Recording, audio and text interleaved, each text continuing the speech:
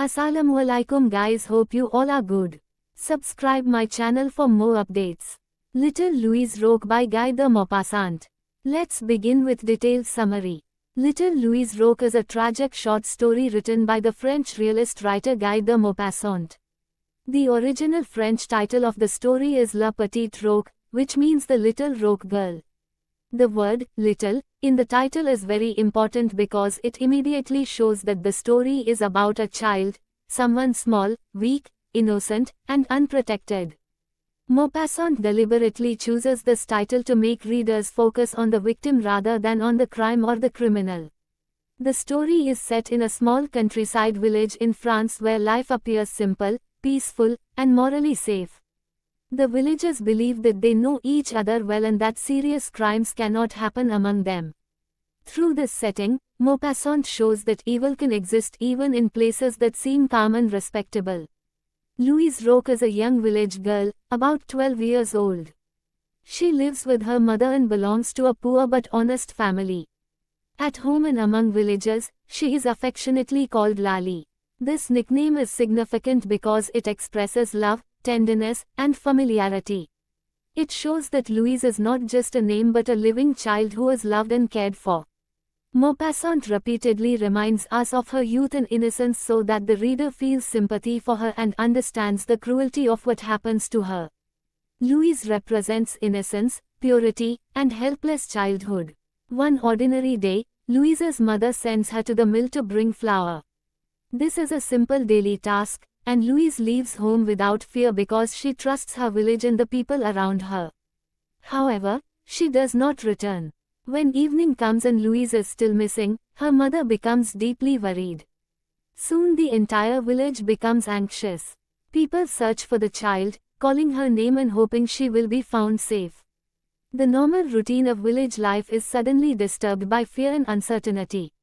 The next day, Louise's dead body is found near a stream and an old tower outside the village. At first, there is confusion. Some villagers believe that she may have slipped and fallen accidentally. But when the body is examined carefully, it becomes clear that Louise has been sexually assaulted and murdered. This discovery shocks the entire village.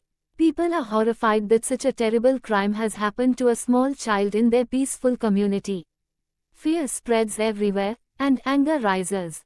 The villagers demand justice and punishment, but they are more interested in finding someone to blame than in discovering the truth. The police begin an investigation, but it is careless and shallow. Instead of questioning powerful and respected people, suspicion quickly falls on a poor and mentally disturbed man. This reflects society's habit of blaming the weak and helpless. The villagers accept this suspicion easily because it comforts them to believe that evil comes from abnormal or powerless individuals, not from respectable members of society.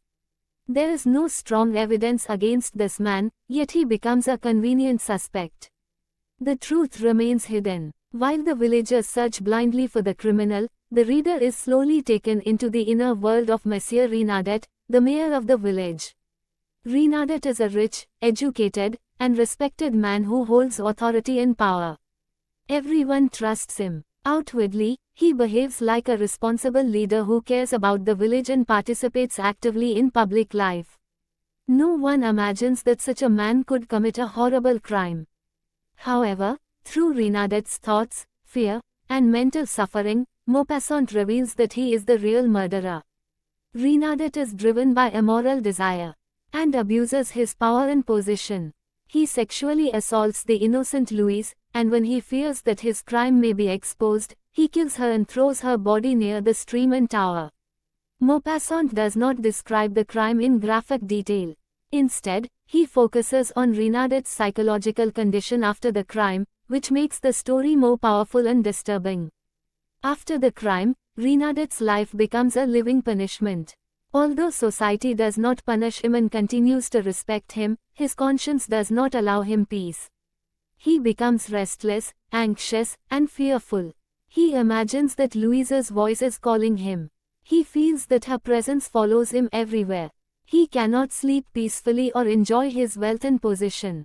Maupassant shows that guilt itself becomes a form of punishment stronger than any legal sentence. Renaudot tries to hide his guilt by behaving generously and normally in public.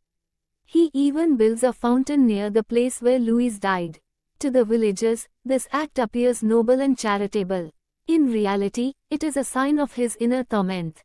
The place of the crime becomes a symbol of his guilt and memory.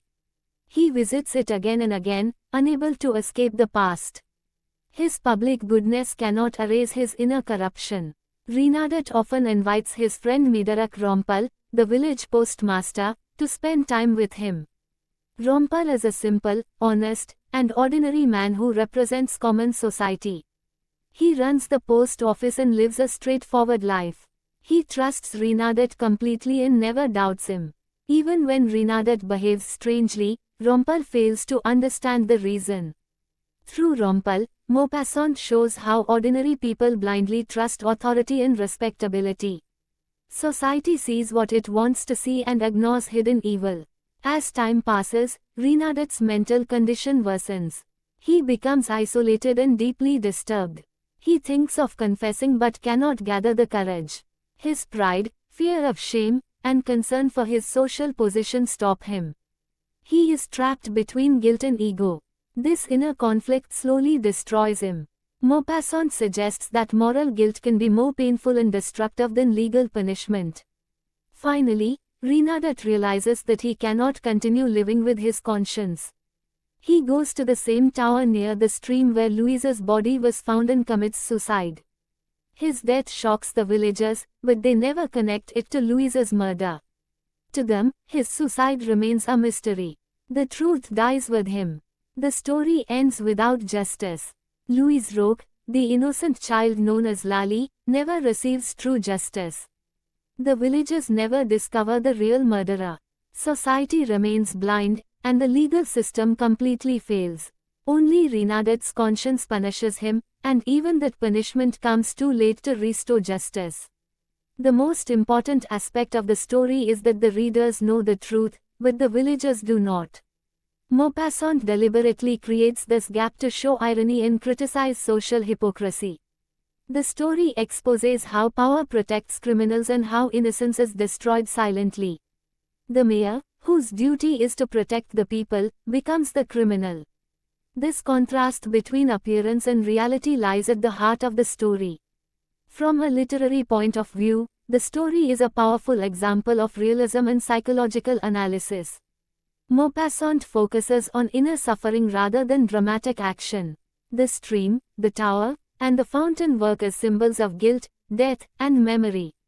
Irony is present throughout the story, especially in the villagers' blind trust in Renaudot.